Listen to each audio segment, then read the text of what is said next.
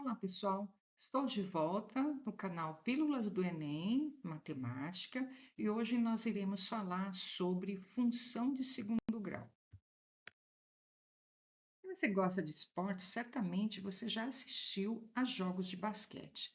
O jogador, para fazer aquele tão esperado ponto, ele arremessa a bola aplicando um impulso de baixo para cima, fazendo com que esta atinja uma certa altura e caia diretamente na cesta do adversário.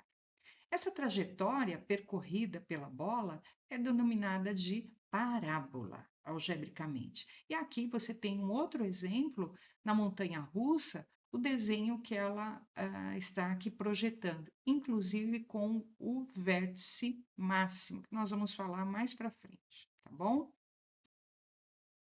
E agora nós vamos a uma curiosidade, gente. Foi o matemático hindu Bhaskara que encontrou a resolução da equação do segundo grau, né? Mas somente no século XVI, né, com o matemático francês François Viette, que ele começou a usar essas letras simbolizando os coeficientes e incógnitas que a gente vê hoje, né, na fórmula de Bhaskara e adquiriu então o formato que a gente conhece hoje, tá? Então, a função de segundo grau, função quadrática de domínio R contra domínio R, ela tem esse formato. Função de x é igual a x ao quadrado mais bx mais c, onde o a, o b e o c são o A e o B são os coeficientes, né? E o C é o termo independente. Chama-se completa aquela que A, B e C não são nulos. A função incompleta daquela em que B ou C são nulos. Para encontrar, então, as raízes da função quadrática, nós devemos igualar a função de x a zero. A expressão obtida denomina-se equação de segundo grau, utilizando-se a fórmula de Bhaskara, ok? Então, nós vamos então relembrar qual é a fórmula então do delta, né? Que é essa letra grega. Então, delta é igual a b ao quadrado menos 4ac, tá? Aí nós temos então o delta, que é o discriminante da equação. Observe que o delta ele terá um valor numérico do qual extrairemos a raiz quadrada.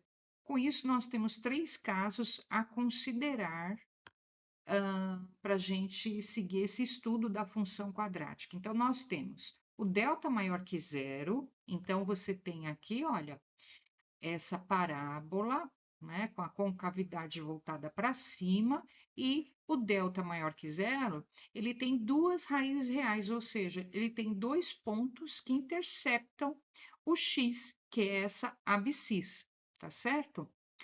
Quando o delta é igual a zero, só tem uma raiz real, certo? Aqui nesse exemplo, concavidade para cima e o delta igual a zero só tem uma raiz. E nós temos então o delta menor que zero, ou seja, observe que essa parábola ela não corta a abscissa, ela não intercepta a abscissa como as outras, então não tem raízes no mundo real, ok? Então vamos lá. Nós temos então na equação anterior do drone, que foi proposto o exercício, eu vou destacar então os coeficientes. O A era -1, o B 6 e o termo independente, que é o C, -5.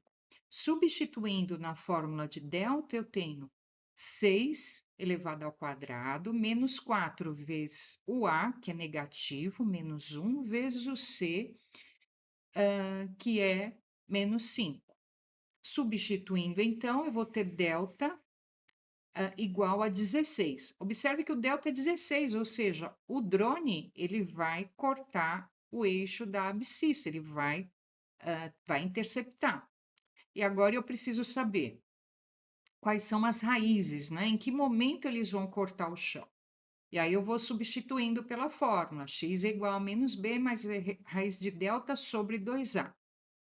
Aí nós chegamos à conclusão. Então, x1 é igual a 1 segundo e x2, 5 segundos. São os dois pontos que a abscissa será interceptada.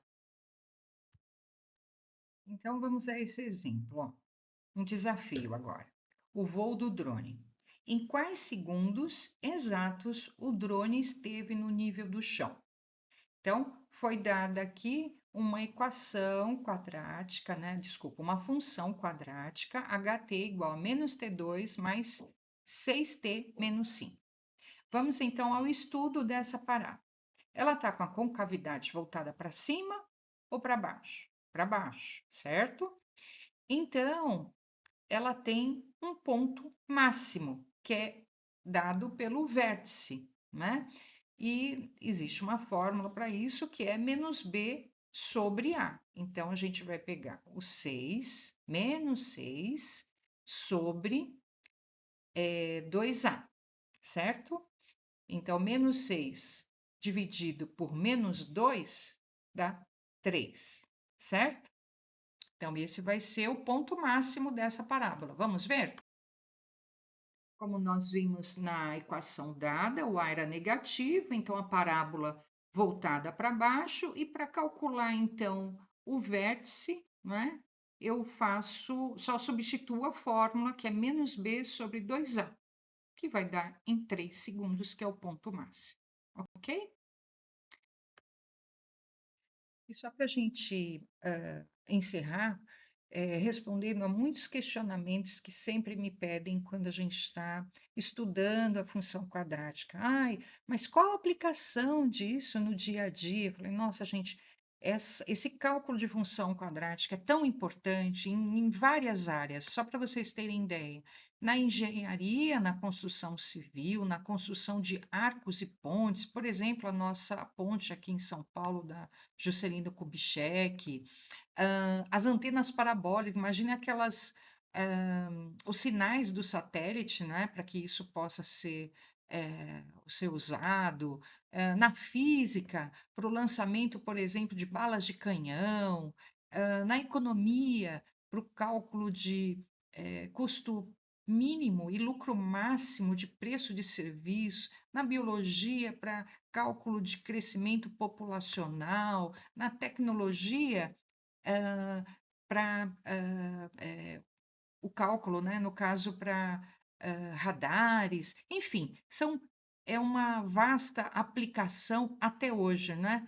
Então, vejo uma fórmula tão antiga, mas que é tão importante até nos dias atuais, tá bom?